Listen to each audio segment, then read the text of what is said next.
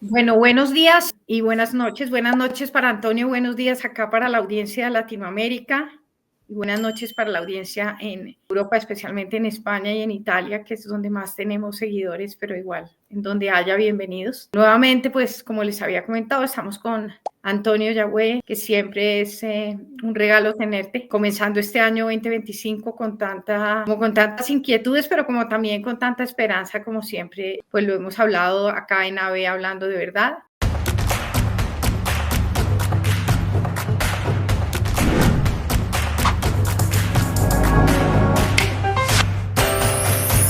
Comenzamos con una oración, Antonio, por favor.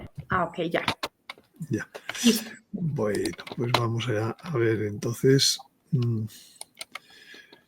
Oh, reina mía, rosa mística de Guadalupe, rosa brillante que embellece el cielo, como estrella de la mañana que anuncia la aurora de los nuevos tiempos. Madre corredentora, medianera y abogada, señora de todos los pueblos, dama blanca, reina de la paz y lirio blanco de la Trinidad Santa. Báñanos en tu río de luz admirable. Haznos espejo de tu corazón inmaculado y concédenos ser primicias del reino eucarístico de tu Hijo. Amén. Muchas gracias. Bueno, Antonio, entonces la idea nuestra hoy es que podamos tocar un tema que por lo menos a mí me genera inquietud y que he oído muchas personas que preguntan en el transcurso de muchos años, que es un poco profundizar en el tema de lo que fue la caída, en ese momento de la creación, en la caída del hombre y toda la implicación que eso tuvo y la profundidad que hay ahí, pues es un tema que poco se habla, que no muchas veces no entendemos. Yo personalmente lo he entendido mucho, lo he estudiado y pues algo más o menos ya tengo algo de conocimiento, pero realmente creo que es un tema que a los católicos, pues a todos, pero a los católicos pues es muy importante que lo podamos profundizar y entender, porque si uno entiende también eso, pues entiendes muchas otras cosas de nuestra fe y de la importancia del momento que vivimos y bueno, en fin, de todo lo que nos ha pasado, de los errores que hemos cometido como humanidad, como seres humanos. Pues Antonio, básicamente sobre este tema es que quisiera que hoy profundizáramos. Además, un tema que tiene consecuencias hoy únicas y particulares, ¿no? Bueno, pues si te parece, entonces empiezo diciendo esta cita de la Sagrada Escritura. Por envidia del diablo entró el pecado en el mundo. Y como la comenta Santa Hildegarda, dice, Satanás vio a la mujer y reconoció en ellas a la madre en cuyo seno se alojaría un gran mundo posible. Entonces trató de vencer a Dios en su misma obra con la misma perversidad con que se revolvió contra Dios, haciendo de modo que la misma obra de Dios, el hombre, se aliase con el diablo. Fue entonces cuando, una vez comida la manzana, la mujer se sintió otra. Dio la manzana al hombre y ambos perdieron su vestido celestial. Interesante porque es doctora de la Iglesia y ella lo vio. María Valtorta, que es una mística italiana muy conocida, dice, ella vio y viendo quiso probar. Había sido despertada la carne. Ah, si hubiera llamado a Dios, si hubiera corrido a decirle, Padre, estoy enferma, la serpiente me ha halagado y me siento turbada, el Padre la habría purificado, la habría curado con su aliento, pues lo mismo que le había infundido la vida, podía infundirle de nuevo la inocencia, quitándole el recuerdo del tóxico serpentino. Es más, introduciendo en ella una repugnancia hacia la serpiente, como le sucede a los que han sufrido una enfermedad que una vez curados sienten hacia ella una instintiva repugnancia. Pero no, Eva no va al Padre, Eva vuelve donde la serpiente. Esa sensación le es dulce. Viendo que el fruto del árbol se podía comer y que era bonito y de aspecto agradable, lo cogió y comió de él. Sigue diciendo sobre el mismo tema Luisa Picarreta. Dice, Adán, ¿por qué pecó? Porque separó su mirada del atractivo divino. Y en cuanto Eva le presentó el fruto para hacerlo comer, miró el fruto y la vista sintió placer al mirarlo. El oído sintió deleite al oír las palabras de que si comía el fruto se volvería semejante a Dios. La garganta sintió gusto al comerlo, así que el gusto fue el primer acto de su ruina. Si en cambio hubiese sentido desagrado al mirarlo, aburrimiento, fastidio al oír las palabras de Eva, disgusto al comerlo, Adán no habría pecado.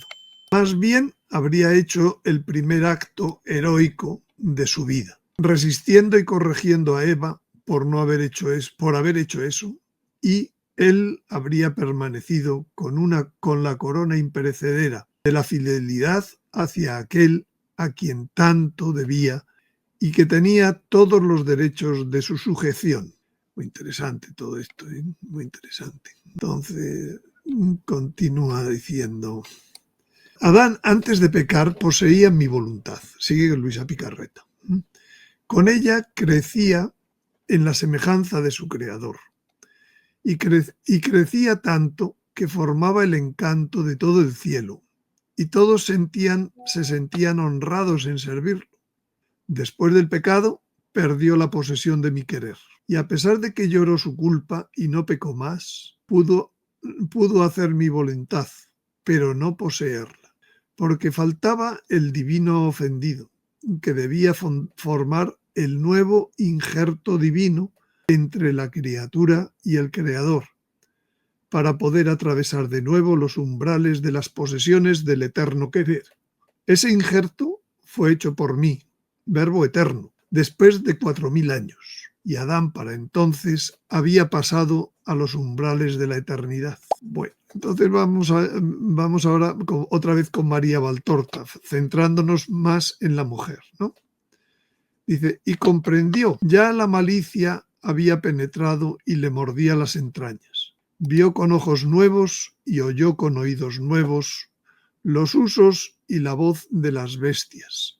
Y los deseó febrilmente. Fíjate esto que dice aquí vio con oídos nuevos los usos de las bestias. Hay una mística a la que le dicen que, además de decirle seréis como dioses, pues le dijo, para tentarla, le dijo, ¿por qué no miras cómo lo hacen los animales? Y desde entonces, pues lo hacemos como los animales, ¿no?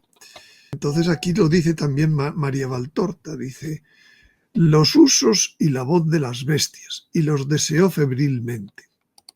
Inició sola el pecado, lo consumó con su compañero.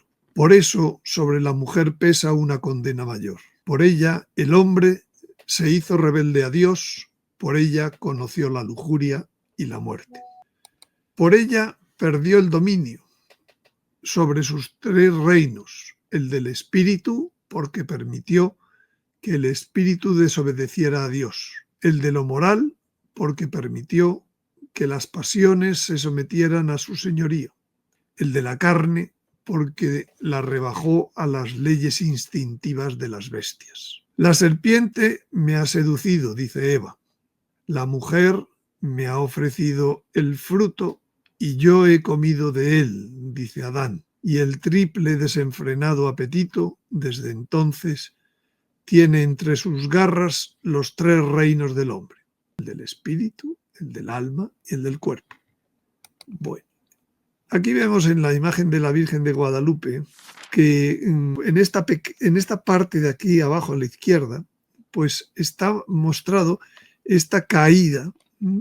Hay que mostrar antes cómo sería la parte central, pero toda esta traza de esta arruga negra es la traza de la caída, porque aquí están una serie de corazones que tienen que ver con el paraíso terrenal, en unas flores que se llaman teplets. Bueno, pues esta sombra pues que está aquí trazada, termina aquí abajo cayendo pues el diablo, es el que está ahí. Eso, o sea que en la imagen de la Virgen de Guadalupe de algún modo está representada esta caída del hombre.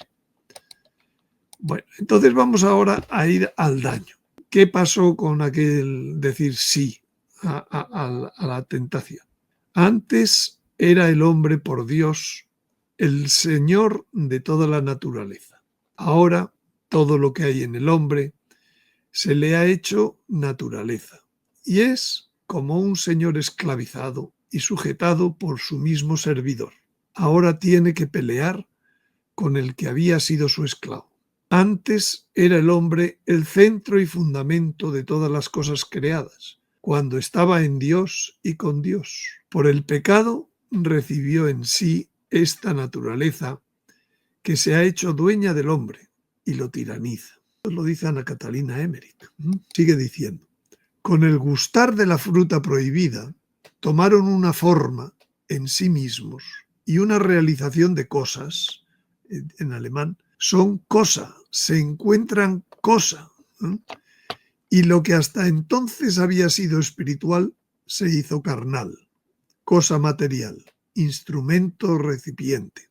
Hasta entonces eran unos en Dios, se amaban en Dios y por Dios. Ahora estaban desligados en su propio amor y voluntad, y esta propia voluntad es amor propio. Afición al pecado, impureza. Estás diciendo ya varias veces por dónde va la parte material del pecado. Ahora lo veremos con más detalle. Esto lo dice Luisa Picarreta. Adán, antes de pecar, poseía vínculos y relaciones de comunicación con toda la creación, porque poseyendo íntegra la voluntad suprema, era connatural sentir en sí todas las comunicaciones, donde quiera que ella obraba. La voluntad divina obra en todo lo creado.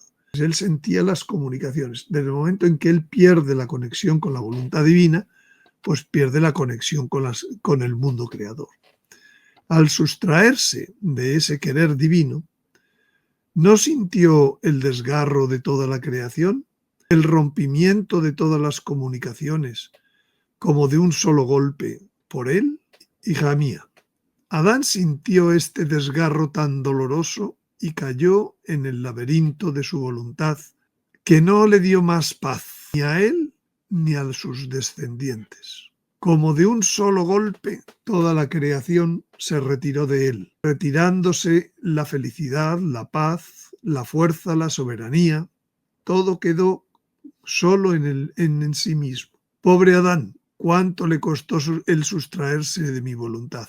Al sentirse aislado, no más cortejado por toda la creación, sentía tal espanto y horror que llegó a ser un hombre miedoso. Temía de todo, y aún de mis mismas obras. Con razón se dice, quien no está conmigo está contra mí. No estando vinculado con ellas, por justicia se debían poner contra él. Entonces fue un pecado triple que afectó a todo el hombre, al cuerpo, al alma y al espíritu. Un pecado triple de soberbia o querer ser como Dios, tanto un pecado de la inteligencia. Fue un pecado de desobediencia al único mandato que habían recibido. Por tanto, fue también un pecado de la voluntad. Pero fue también un pecado de un placer sensorial al comer del fruto prohibido, que comieron. Por tanto, fue algo del sentido. Pecado entonces en el cuerpo. Y por tanto recibió daño en los tres niveles. En el cuerpo, la muerte. Y no solo en él, sino la muerte en toda la creación material de la que él era el rey. Segundo, en el alma. Vinieron las pasiones, el desajuste entre la inteligencia y la voluntad del hombre. Y por último, en el espíritu. Porque se cerró tanto el paraíso terrenal como el paraíso celestial. La enemistad con Dios. Y a partir de ese momento, como no tenía el espíritu, pues no tenía los sentidos espirituales. La comunicación a través de las potencias del espíritu, pues dejó de funcionar con la misma fuerza. Y entonces ya la intuición y la conciencia, pues no lo tenía todo tan claro como antes. Y eso le ha pasado pues a toda la descendencia, ¿eh? La muerte es para toda la descendencia, las pasiones son para toda la descendencia, y la comunicación del espíritu no es con toda la fuerza que tenía antes de pecar, ¿eh? Comunicación del espíritu con Dios. Entonces Jesucristo lo arregló todo mediante la redención. Por un lado, en su vida hizo constantes actos contrarios al pecado original. Donde hubo soberbia, él puso humildad. Dice que se anonadó a sí mismo tomando la forma de siervo. Donde hubo desobediencia, él puso obediencia. Desde que llegó al mundo dice, he aquí que vengo para hacer tu voluntad. Y se hizo obediente hasta la muerte y muerte de cruz. Por último, sujetó su cuerpo. Después de hacer ayuno 40 días y 40 noches, al fin sintió hambre. Y también fue varón de dolores y experimentado en el sufrimiento. ¿Esto a qué nos lleva? Nuestro Señor redimió, por un lado, al espíritu, por otro lado, al alma y por otro lado, al cuerpo. Y hoy nos ha entregado ya pues todo lo relativo al espíritu y al alma. Cuando morimos podemos ya ir al paraíso celestial, pero todavía no se nos ha entregado lo del cuerpo. Por tanto, hay que esperar, porque Jesucristo nos redimió del cuerpo también, de la muerte. Pronto llegará ese momento, pero de momento no ha llegado. Porque la prueba tangible de que Jesucristo nos ha redimido, de que nos ha arreglado todo, precisamente es que resucitó, que Él con su cuerpo volvió a ser inmortal. La prueba tangible de la redención o arreglo, dice San Pablo, si Cristo no ha resucitado, vana es nuestra predicación, vana es vuestra fe. Todavía estáis en vuestros pecados. Incluso los que han muerto en Cristo, mentira, perecieron. Si tenemos puesta la esperanza en Cristo, solo para esta vida, somos los más miserables de todos los hombres, porque estamos constantemente ejercitándonos en la ascética y luego no habría nada, somos los más miserables. Cristo ha resucitado de entre los muertos como primer fruto de los que mueren. Y igual que Cristo ha resucitado, la Virgen como corredentora también hizo numerosos actos de humildad y de obediencia. Lo primero que dice de ella San Lucas es, he aquí la esclava del Señor. Es lo primero que dijo. Bueno, entonces, con esos actos nos han redimido o corredimido la Virgen y redimido nuestro Señor. Bueno, entonces, por analogía de la resurrección, se puede asegurar que la asunción de la Virgen es prueba de la transformación. Es decir, no solo hay un modo de glorificación del cuerpo, hay dos modos. Uno es el de Jesucristo, otro es el de la Virgen. La prueba tangible de la corredención de María es su transformación, que se produjo en la asunción al cielo en cuerpo y alma. Y entonces, así como la resurrección de Cristo es prueba de nuestra resurrección, la transformación de la Virgen es prueba de la transformación como otro modo de glorificación del cuerpo para las primicias y para acceder a la nueva tierra. Por tanto, así como San Pablo dijo, si Cristo no ha resucitado, vana es nuestra predicación, vana es vuestra fe, y dijo, Cristo ha resucitado de entre los muertos como primer fruto de los que mueren, pues también se puede decir por analogía que si la Virgen no fue transformada y asunta al cielo, vana es nuestra fe. La Virgen ha sido asunta al cielo como primer fruto de los que serán transformados.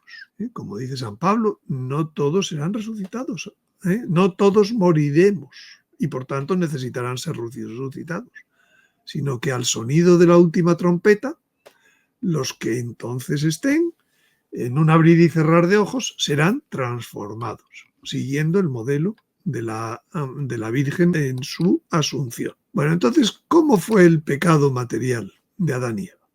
No es indiferente el saber cómo fue, porque tuvo la consecuencia corporal de la muerte. Y como nosotros sabemos que vamos a resucitar o ser transformados, pues nos interesa saber cómo vamos a ser también liberados de la muerte. Si sabemos cómo caímos, pues también tendremos una serie de pistas para saber cómo nos van a liberar.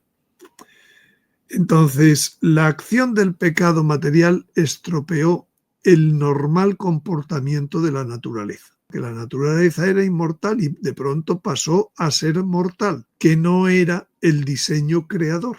Al comer del árbol prohibido, lo que ocurrió es que se alteraron las leyes de funcionamiento inmortales. Y entonces caben dos preguntas.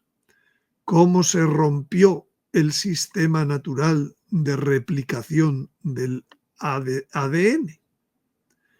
Porque a nivel del ADN la replicación dejó de ser perfecta. Nuestras células ya no se replican infinitamente, sino que llega un momento en donde dejan de replicarse y por eso estamos en la muerte.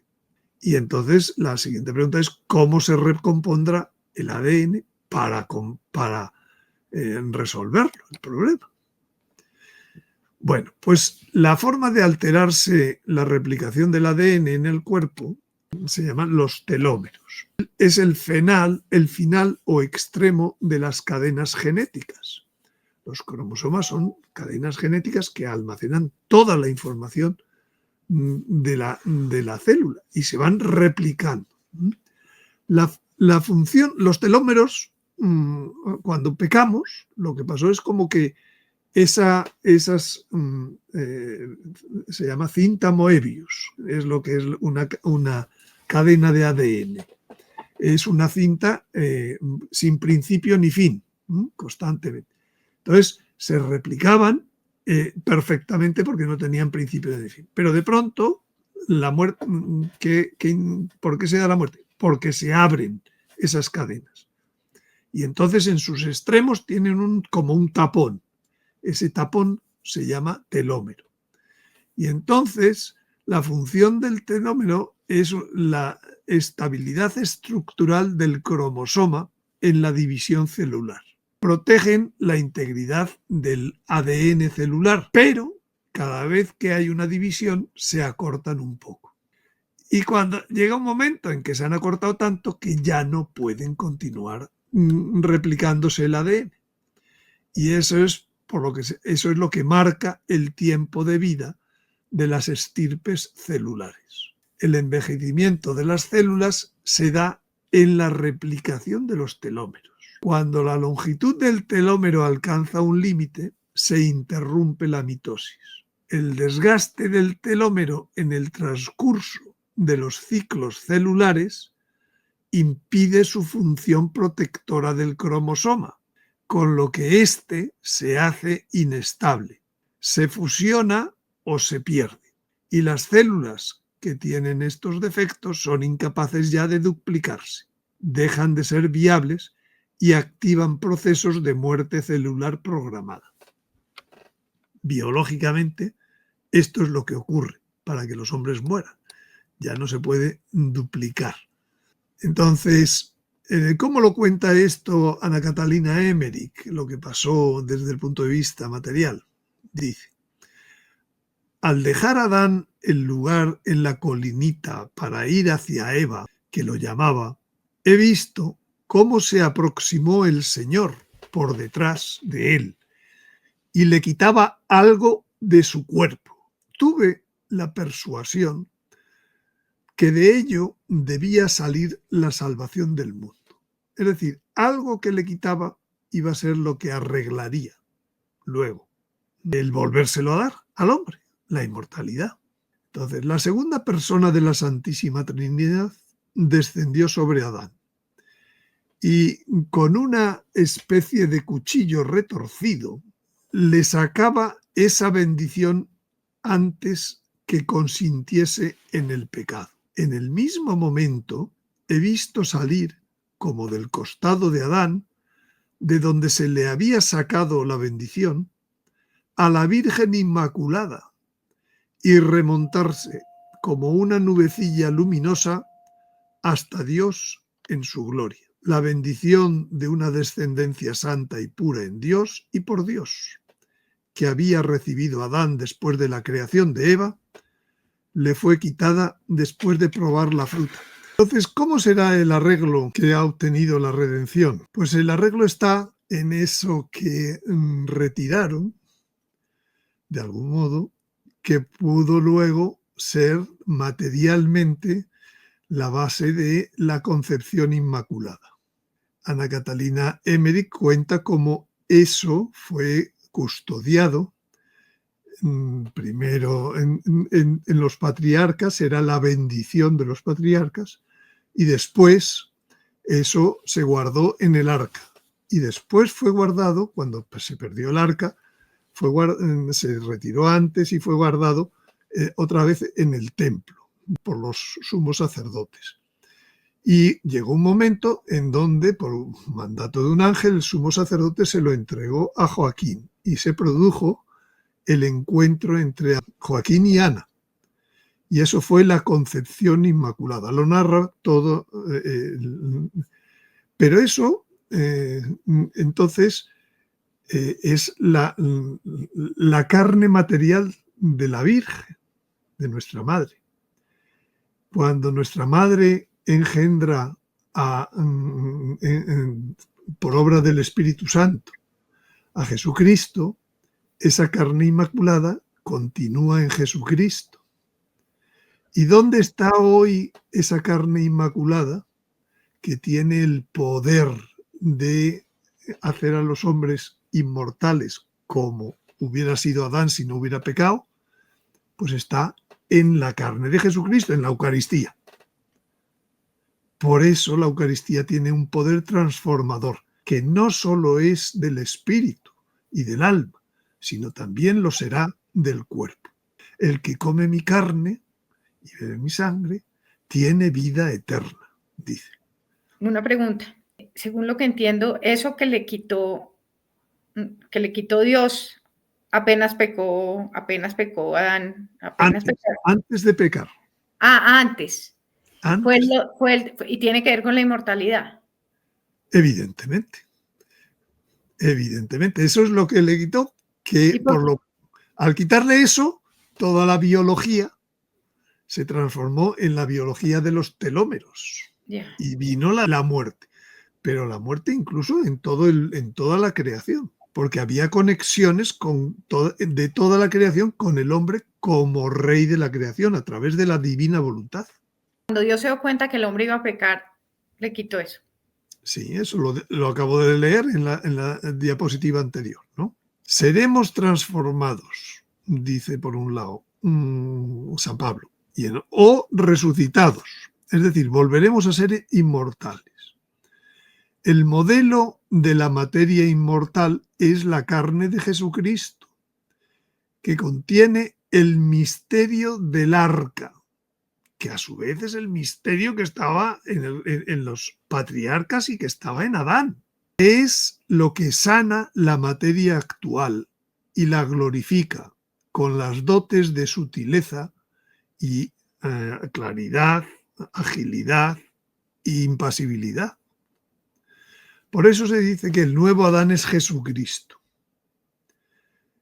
Y Jesucristo tiene además cromosomas X, cosa que María no tiene en nada más que el cromosoma X de María se lo ha dado el Espíritu Santo. Son cromosomas perfectos, como Adán los tenía. Por eso también dice San Pablo que el último Adán es espíritu vivificante. Entonces, eso se traduce hoy en la Eucaristía. Está Jesucristo realmente presente, con su cuerpo, con su sangre, con su alma y con su divinidad. Y por eso dice, el que come mi carne tiene vida eterna. Lo dice en San Juan. Y entonces Él nos transforma materialmente porque sana porque complementa lo que falta con el misterio del arca a la materia mortal actual. Y espiritualmente porque inhabitará el cuerpo transformado como sagrario viviente. Por tanto, la recepción eucarística hoy recuerda al don de la inmortalidad y entre ellos especialmente el de la sutileza. Cuando nosotros recibimos al Señor, lo recibimos en su cuerpo también. ¿Cómo entra en nosotros el Señor en su cuerpo? Por el don de sutileza, por el mismo don por el que atravesó las paredes del cenáculo, por el mismo don por el que dejó virgen a la Virgen, a nuestra madre, cuando nació. Esos son misterios que gracias a los místicos pues se han ido pudiendo un poco desentrañar. Y la importancia de la Eucaristía. Claro. En la medida que recibamos la Eucaristía la mayor cantidad, obviamente en las condiciones en las que debemos recibirla, pues es como si nos llena de Él, nos sana, nos reconstruye todo eso que quedó faltando, pues que se dañó con el pecado. Un poco es eso, ¿no es cierto? No solo eso, habrá un día en donde en virtud de del poder de Jesucristo, que como dice San Pablo, volveremos a tener el cuerpo glorioso como el suyo. Ese día ocurrirá de algún modo, pues por el poder de la Eucaristía, comulgando o estando en misa o algo parecido, ¿entiendes? Algo de ese modo. Claro. Es lo lógico. ¿Y los que ya han muerto qué? Pues porque comieron su carne, tienen la posibilidad de volver a ser inmortales, resucitando. Bueno, aquí tenemos la edad de los hombres hasta Abraham. Como sabes, los hombres pues vivían unos 1000 años, de los cuales pues empezaban a engendrar pues cuando ya tenían 130 años, ¿no? Entonces pues engendraban hijos e hijas. Las 10 primeras generaciones, dice el Génesis, dice exactamente cuánto vivieron. Todas vivieron, menos Enoc, que es este. Todas vivieron entre 900 y 1000 años. Y a partir del castigo del diluvio empezó a decaer el tiempo de vida del hombre hasta 120 años. Entonces dijo el Señor: no permanecerá para siempre mi espíritu en el hombre, porque no es más que carne, que sus días sean 120 años. Y fue la primera vez que fue bajando la edad de los hombres. Y de hecho, está comprobando las vidas que dice el Génesis de cada una de las generaciones, pues se ve que en un gráfico normal se ve que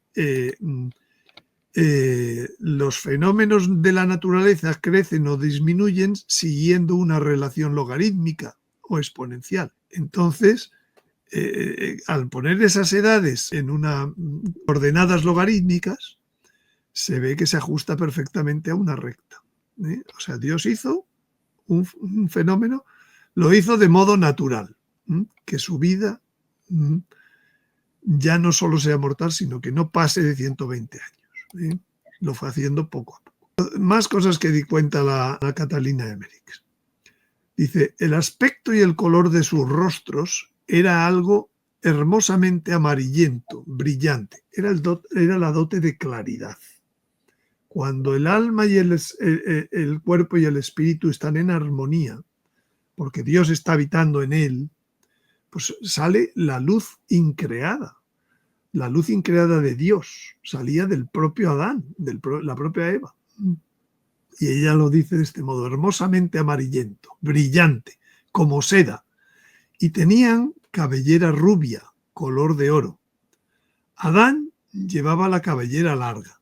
Al principio lo vi con barba corta y más tarde con barba larga. A Eva la he visto al principio con los cabellos sueltos y largos.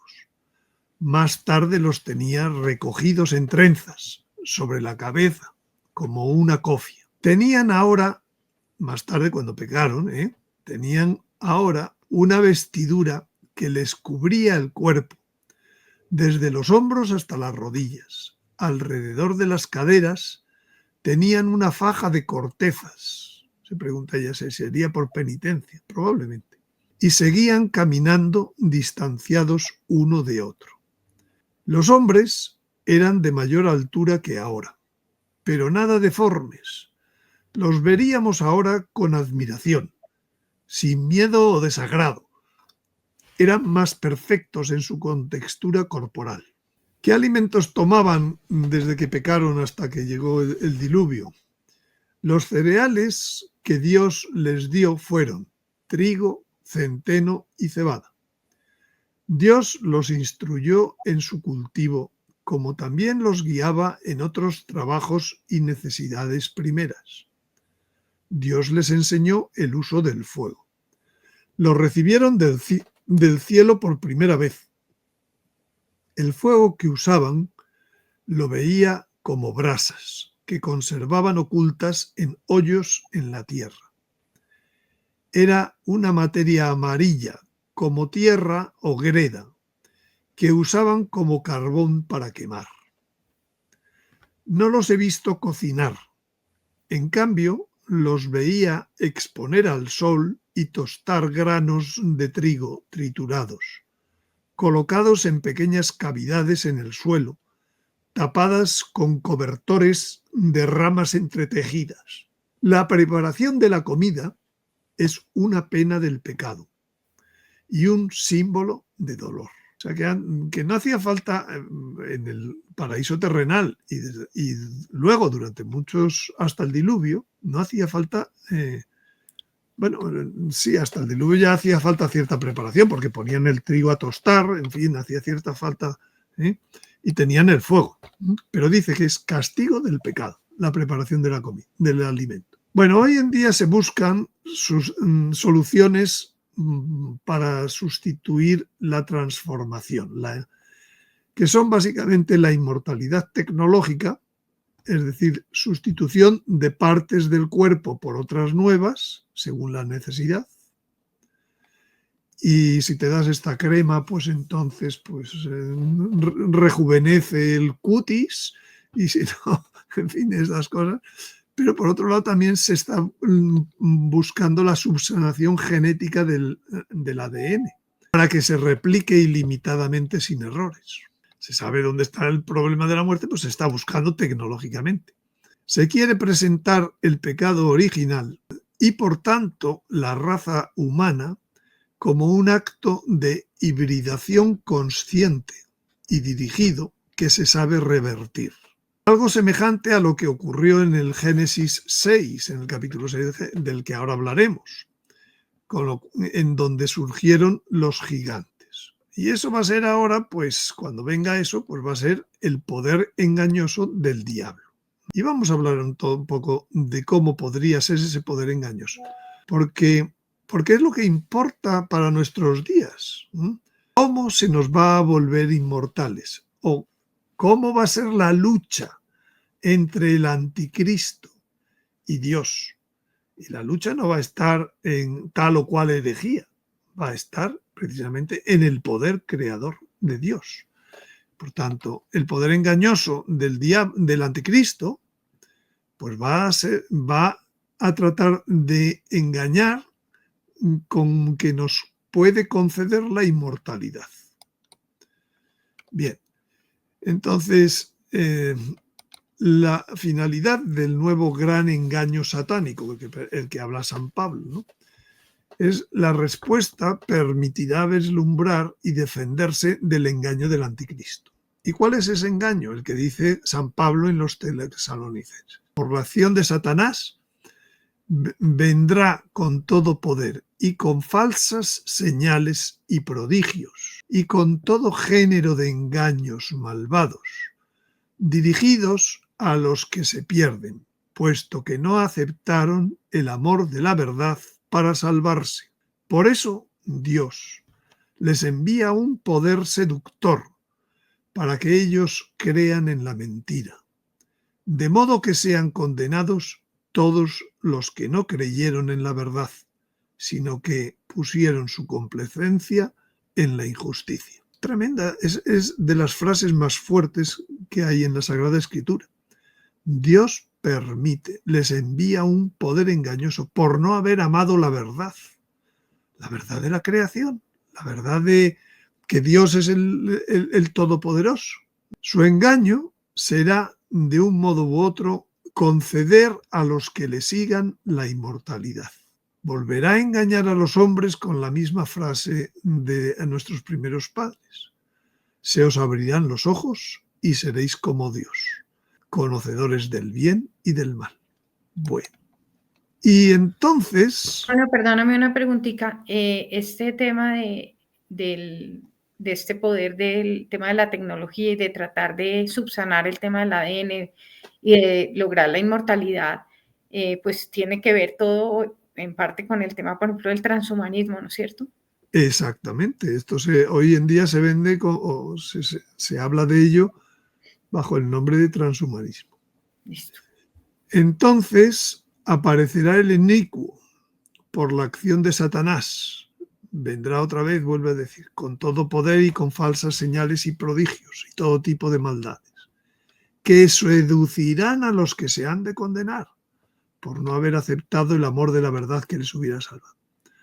Por eso Dios les envía un poder seductor para que crean la mentira, de modo que sean condenados todos los que no creyeron en la verdad, sino que pusieron su complacencia en la injusticia. Entonces, ¿qué ocurrió en Génesis 6? Lo que dice Isaías es: lo profundo del infierno se estremeció y te salió al encuentro en tu venida. Esta se está refiriendo a la venida del anticristo. Lo profundo del infierno se estremeció y te salió al encuentro en tu venida, resucitando para ti a los gigantes. Bueno, los gigantes era algo que en tiempos de Isaías pues ya no existía. El último gigante fue Goliat en tiempos de David. Entonces, lo que nos volverá a aparecer es esa generación de hombres inmortales, como lo que pretendieron en su día una serie de ángeles que ahora veremos, al generar la raza de los gigantes o nefilines. Y eso ha sido preparado ya a través de la ideología Nueva Era, que es una angeología docente de otros evangelios. Por la ideología de género, que es la aparición de nuevas condiciones sexuales. Y por manipulaciones genéticas que hoy se dan en experimentación contra la naturaleza, y ya se habla de úteros artificiales, de modo que se puedan tener granjas de hombres, de generación de hombres perfectos a voluntad. Todo eso se presentará como una elección entre dos creencias en el momento del anticristo, una vez que se ocurra la abominación de la desolación. Dos creencias o verdades creadoras. La antigua bíblica, como una fábula intangible que nadie puede demostrar, y dos, la moderna como realidad tangible de elevación e inmortalidad del hombre. Esa es la verdadera batalla en los últimos tiempos. La batalla por la verdad. Porque si me puedes hacer inmortal, entonces me puedes exigir adoración. Y lo que pretende el diablo es ser adorado por el hombre. Por eso va a traer engaños y prodigios, falsos engaños. Pero va a convencer solo a los que no amaron la verdad. Porque la verdadera inmortalidad es la de Jesucristo, la de la Virgen, no la de la inmortalidad tecnológica, la que hacen ángeles, la que hacen demonios. Toda esa inmortalidad es falsa. Bueno, entonces, el anticristo se va a apoyar en estos ángeles. Vamos a hablar antes entonces un poco de ángeles. ¿Qué son los ángeles? Pues los ángeles no es un nombre de naturaleza. Así como el hombre es un nombre de naturaleza, el ángel no es nombre de naturaleza, es un nombre de un oficio, de un servicio. De los ángeles sabemos sus características, que son mensajeros. Ese es el significado de su nombre. Que Dios les encomendó el universo, que son poderosos ejecutores de sus órdenes, como dice el Salmo, que tienen niveles de dignidad y poder, rangos o coros, como dicen los colosenses en San Pablo, que son numerosísimos, lo cual es una prueba de la grandeza de Dios, y que son seres de materialidad invisible, pero que a veces se aparecen con forma de hombre. Materialidad invisible. Ahora vemos un poco lo que es. Y que conocen por iluminación y no por discurso. Ellos se transmiten las ideas. Dios les transmite los conceptos, los superiores a los inferiores. Los hombres no ven así, no conocen así. Los hombres conocemos por discurso. Entonces, ellos fueron creados antes que el hombre, a la vez que la luz. Cuando se dice, y dijo Dios en el segundo versículo en el tercer versículo del Génesis, hágase la luz, en esa luz que pasaba de ser la luz increada a la luz creada, están los ángeles. Y su prueba, la prueba que Dios les puso, fue aceptar como cabeza de la creación a Jesucristo, que iba a ser Dios y hombre, y a su madre como reina de ellos, de los ángeles. Y entonces esa fue la prueba.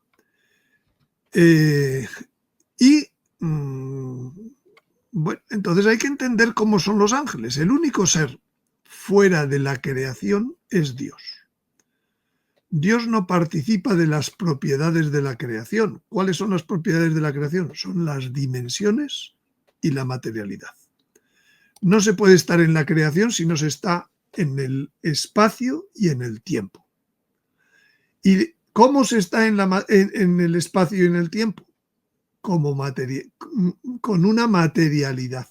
La materialidad puede ser de dos modos: corpúsculo y onda.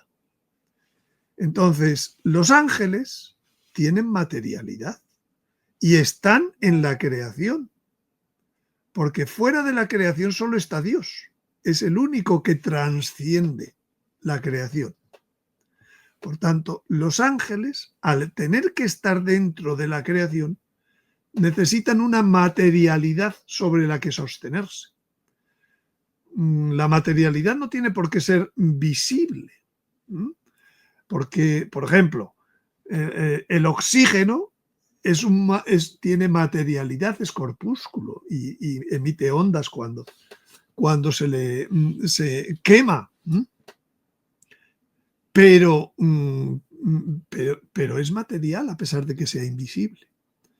Las ondas de nuestros teléfonos celulares son materiales. Y no por eso, y no dejan de ser materiales por el hecho de ser invisibles. Por tanto, el hecho de que los ángeles sean invisibles no deja de ser, no deja de que ellos sean materiales. No sé si como el oxígeno, no sé si como los rayos infrarrojos, no sé si como los rayos ultravioleta o lo que sea, no lo sé. Pero están tienen una materialidad. El único que no tiene dimensiones es Dios. Dios no está sujeto al espacio porque es omnipresente y es infinito. Y Dios no está sujeto al tiempo porque es eterno, todo a la vez, acto único.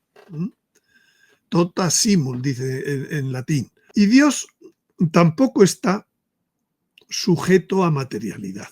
Por eso decimos que Dios es espíritu puro.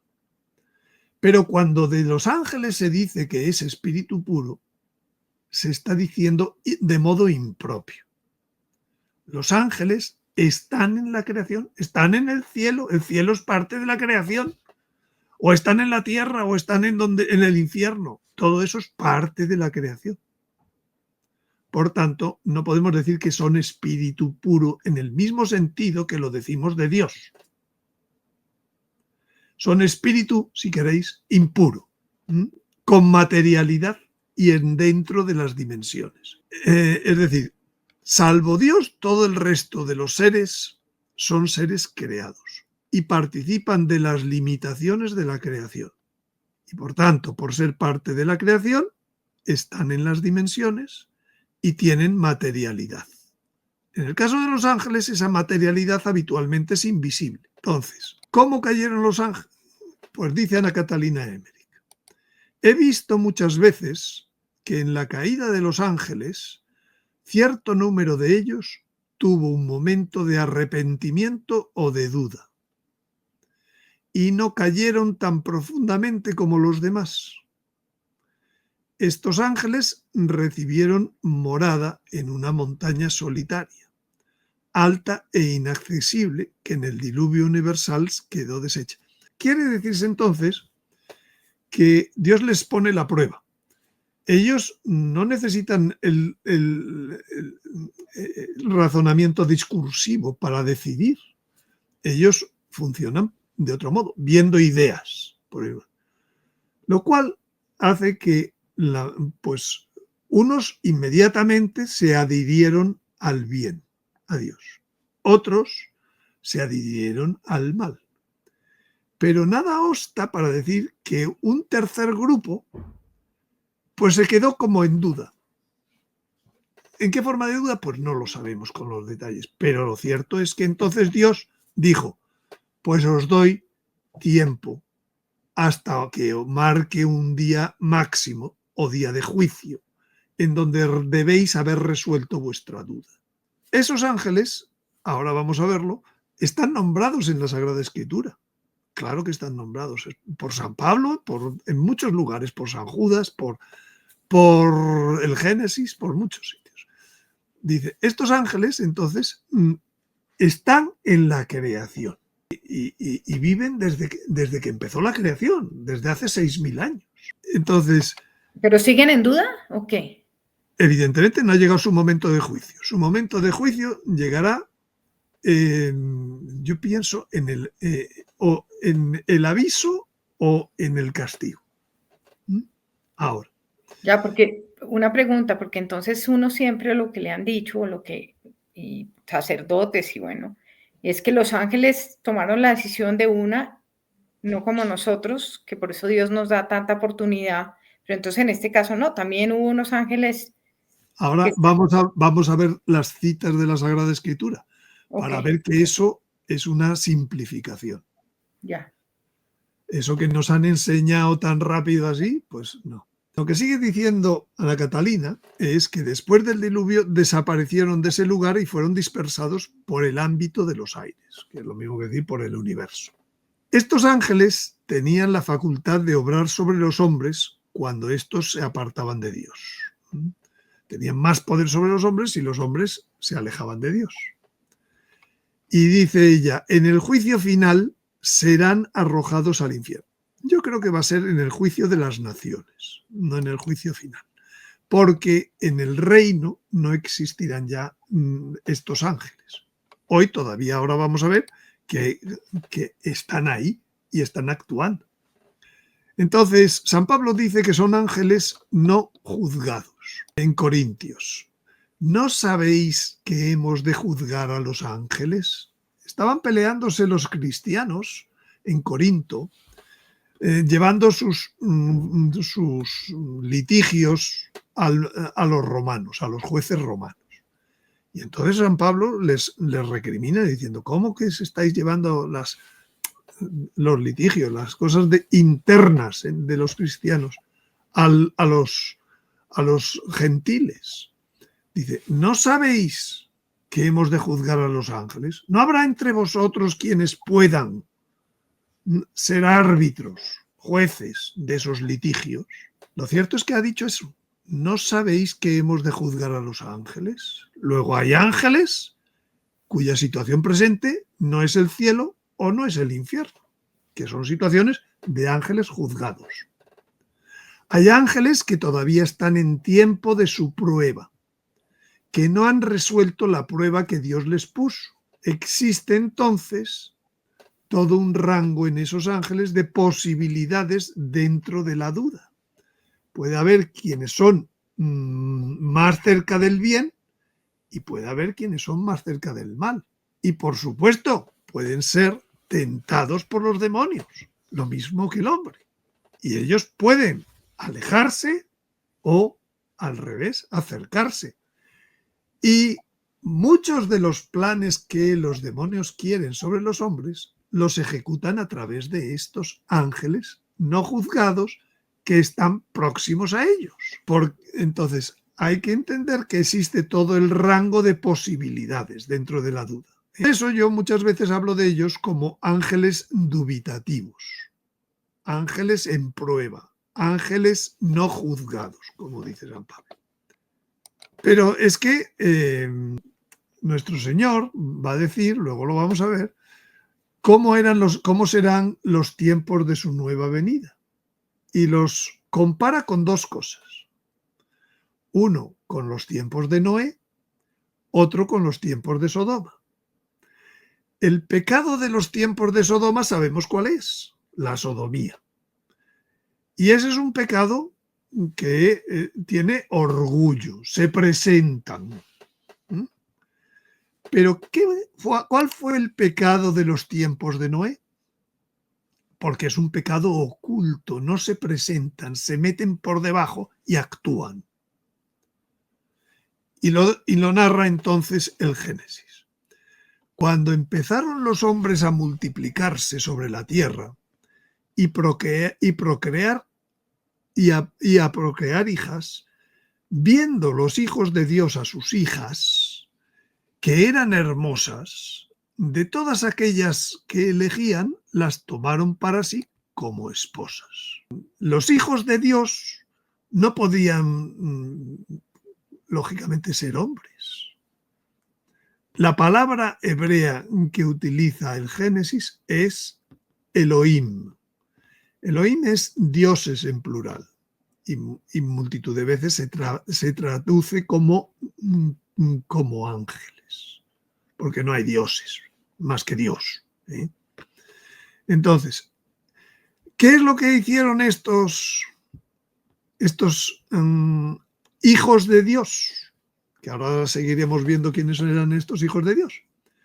Pues vieron que había mujeres bellas y entonces pues las tomaron como esposas.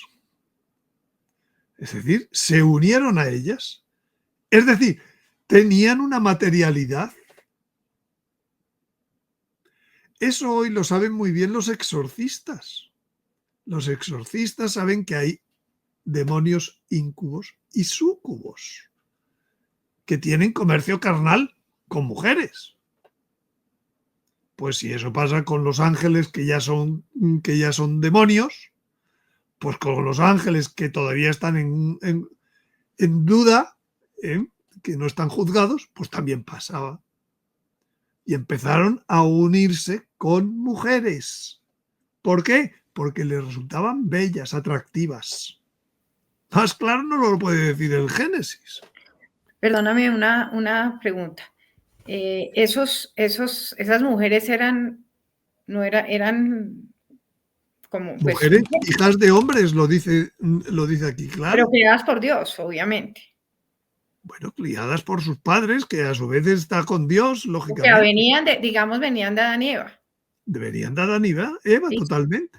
Y estos hijos de Dios eran, según lo que tú explicas, serían ángeles. De Sí, esos ángeles que quedaron ahí en la duda. claro, porque no estaban ni en el cielo ni en el infierno. Bueno, me explícanos eso que dices de que los exorcistas hoy día tienen claro, explícanos eso un poquito porque no me Bueno, queda. es parte de lo que ellos ven todos los días, ¿eh? Mujeres que tienen un contacto carnal, las brujas y otras que no son brujas y otras que son asediadas, etcétera. Esto es una cosa, voy a Con decir, ángeles, con demonios. sí, sí. Y el acto, y tienen el acto material sexual con Wow. demonios.